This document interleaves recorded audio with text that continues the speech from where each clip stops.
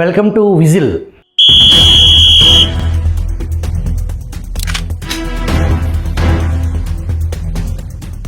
Delhi high court న్యాయమూర్తి justice Yashwant Varma ఇంట్లో నోట్ల కట్టలు బయటపడ్డాయన్న వార్త న్యాయ వ్యవస్థను ఉలికిపాటుకు గురిచేసింది.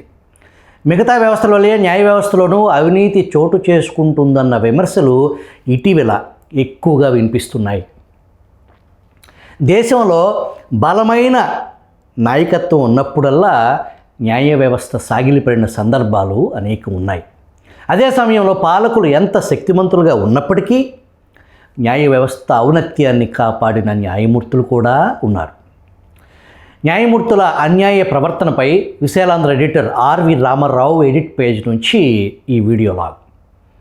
రచ్చబండ మీద కూర్చుని న్యాయం చెప్పే వారిని కూడా అపారంగా గౌరవించే సాంప్రదాయం మనది. గ్రామస్థాయిలో న్యాయం కోసం ఎవరైనా ఈ రచ్చబండ పంచాయతీ పెద్దలను ఆశ్రయించక తప్పేది కాదు. ఒక గ్రామం తగు ఆ ఊళ్ళోనే పరిష్కారం కావాలన్న కట్టుబాటు వల్ల రచ్చబండ న్యాయానికి చాలా ప్రాధాన్యం ఉండేది. బ్రిటిష్ వారి హయాంలో క్రమంగా కోర్టులు వెలిశాయి. ఈ కోర్టులు వెలిసిన కొత్తలో కూడా న్యాయమూర్తుల అవినీతి గురించి బోలెడు వార్తలు వినిపించేవి. అంతకు ముందున్న రచ్చబండ మీద కూర్చుని న్యాయం చెప్పేవారిలో పక్షపాతం అసలే లేదని, ఆ న్యాయం తిరుగులేదని కాదు, కానీ విశ్వాసం ప్రజలను నడిపించేది.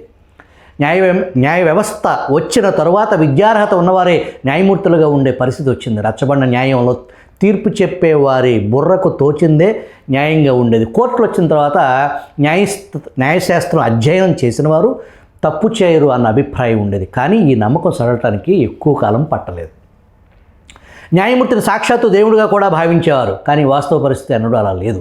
న్యాయం చెప్పటం కూడా ఇప్పుడు ఒక వృత్తి. ఈ వృత్తిలో ఉన్నవారికి కొన్ని నియమ నిబంధనలు ఉంటాయి, కొన్ని కట్టుబాట్లు ఉంటాయి, కొన్ని వృత్తిపరమైన ప్రమాణాలు ఉంటాయి. వీటికి నిబద్ధమై పనిచేసిన న్యాయమూర్తులు ఉన్నారు. సొంత లాభం కోసం లేదా ఆశ్రిత పక్షపాతంతో ఈ నిబంధనలను ఉల్లంఘించిన వారు ఉన్నారు. కానీ ఇటీవల కొందరు హైకోర్టు న్యాయమూర్తుల ప్రవర్తన కళ్ళు బైర్లు కమ్మేలా చేస్తుంది.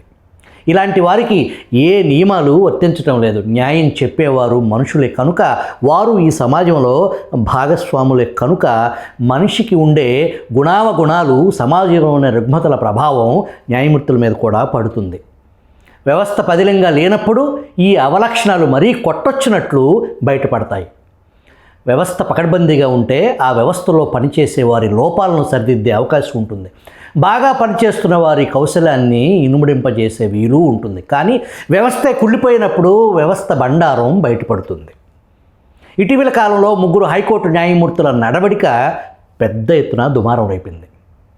గత సంవత్సరం చివరిలో అలహాబాద్ హైకోర్టు న్యాయమూర్తి శేఖర్ యాదవ్ విశ్వ హిందూ పరిషత్ సభలో ప్రసంగిస్తూ రాజ్యాంగ విరుద్ధమైన వ్యాఖ్యలు చేశారు. 2024 డిసెంబర్ 8న శేఖర్ యాదవ్ విశ్వ హిందూ పరిషత్ ఏర్పాటు చేసిన సభలో చేసిన ప్రసంగం విద్వేష ప్రసంగానికి ఏమాత్రం తీసిపోదు. ఆయన ఉమ్మడి పౌరస్మృతి గురించి మాట్లాడుతూ మా భగవద్గీత మీ ఖురాన్ అనటం ఆయన చూపిన మత వివక్షకు నిదర్శనం.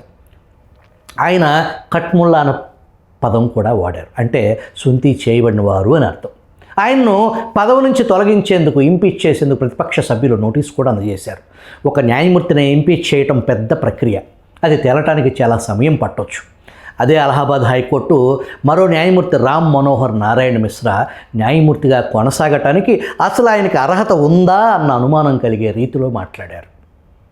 ఒక 11 ఏళ్ల బాలికపై పోక్సో చట్టం కింద దాఖలైన కేసును విచారిస్తూ స్తనాలు తాకటం, పైజమా బొందులు విప్పటం అత్యాచారం కాదు అనటం మొత్తం సమాజమే అవాక్కయ్యేటట్టు చేసింది. మరి అత్యాచారం అంటే ఇంకా ఏం జరగాలి అన్న ప్రశ్న ఉదయించింది. భారత శిక్షాస్మృతిలోని ఏదో ఒక సెక్షన్ రామ్ మనోహర్ నారాయణ మిశ్రా వాదనను సమర్థించవచ్చు. కానీ అలాంటి మాటలు నిండు కోర్టులో మాట్లాడినప్పుడు న్యాయమూర్తి వివేకం ఏమైంది అన్న ప్రశ్న తప్పనిసరిగా ఎదురవుతుంది. సీనియర్ సుప్రీంకోర్టు న్యాయవాదులు ఇందిరా జైసింగ్, శోభా గుర్రా న్యాయమూర్తి రామ్ మనోహర్ నారాయణ మిశ్రా వ్యాఖ్యలపై తీవ్ర ఆందోళన వ్యక్తం చేశారు. జాతీయ మానవ హక్కుల కమిషన్ కూడా ఈ వ్యాఖ్యలపై దిగ్భ్రాంతి వ్యక్తం చేసింది. న్యాయమూర్తి అసలు పోక్సో చట్టాన్ని సరిగ్గా చదివారా లేదా అన్న అనుమానం వస్తుంది. కనీసం అందులోని 29, 30 సెక్షన్లైనా అర్థం చేసుకున్నారా అని నిలదీక తప్పదు. ఈ ఇద్దరు న్యాయమూర్తుల మీద సుప్రీంకోర్టు గట్టి చర్యలేవి తీసుకోలేదు. ఏకపక్షంగా సుప్రీంకోర్టు ఇలాంటి న్యాయమూర్తులను తొలగించే అవకాశం లేదు, కానీ వారిని మరొక పద్ధతిలో శిక్షించే అవకాశం లేకపోలేదు. వారికి పని అప్పగించకుండా ఉండొచ్చునని చాలామంది న్యాయకోదులు సూచించారు. కానీ సుప్రీంకోర్టు గాడి తప్పిన విద్వేష ప్రసంగాలు ఒడిగడుతున్న న్యాయమూర్తుల్ని మరో చోటుకు బదిలీ చేసి తన పని అయిపోయింది అనుకుంటుంది. ఢిల్లీ హైకోర్టు న్యాయమూర్తి యశ్వంత్ వర్మ ఇంట్లో అగ్ని ప్రమాదం జరిగింది. ఆ మంటలను ఆర్పటానికి ప్రయత్నిస్తున్నప్పుడు ఆయన ఇంట్లో ఎక్కడ చూస్తే అక్కడ కట్టలు కట్టలుగా డబ్బు కనిపించింది. ఇంత డబ్బు ఎక్కడిది అన్న ప్రశ్న సహజంగానే వస్తుంది. సుప్రీంకోర్టు ఆయన మీద తీసుకున్న చర్యల్లా ఆయన బదిలీ చేయటం, ఇలాంటి బదిలీలు వారు బదిలీ అయిన కోర్టులు చెత్తబుట్టలు లాంటివి నిరూపించడానికి పనికొస్తాయి తప్ప ఎంత మాత్రం శిక్షలు కావు. న్యాయమూర్తి శేఖర్ యాదవ్, న్యాయమూర్తి యశ్వంత్ మీద విచారణ కోసం సుప్రీంకోర్టు అంతర్గత విచారణ కమిటీలు ఏర్పాటు చేసింది. అసలు విషయానికి మసిపూసి మారేడికాయ చేయటానికేనన్న అభిప్రాయం సర్వత్రా ఉంది. శేఖర్ యాదవ్ అయితే క్షమాపణ చెప్పడానికి కూడా సిద్ధపడ్డారట. భారీగా డబ్బు కట్టలు దొరికిన న్యాయమూర్తి యశ్వంత్ దగ్గర అంత డబ్బు ఎక్కడిది అన్న అనుమానం సహజమే. ఇది ఆయన అవినీతి ద్వారా సంపాదించిందేనా, లేదా మరెవరి డబ్బైనా ఇంట్లో దాచారా అన్న అనుమానాలు తలెత్తుతున్నాయి. అది హోంమంత్రి అమిత్ షా డబ్బేమో అన్న అనుమానాలు వచ్చాయి. ఈ విషయం ధృవపడకపోయినా పొగ రావటమే ఎక్కడో నిప్పు ఉందనడాన్ని నమ్మటానికి కారణమవుతుంది. న్యాయమూర్తుల మీద ఆరోపణలు వచ్చినప్పుడు అంతర్గత దర్యాప్తు చేయటం కోసం 1990లో సుప్రీంకోర్టు ఓ విధానం రూపొందించింది. 3 కూడిన జ్యుడిషియల్ కమిటీ చేత దర్యాప్తు చేయిస్తారు. ఈ పరిస్థితుల్లో ఆరోపణలో నిజం ఉందని తేలితే ఆయన మీద చర్యలు తీసుకోవచ్చు.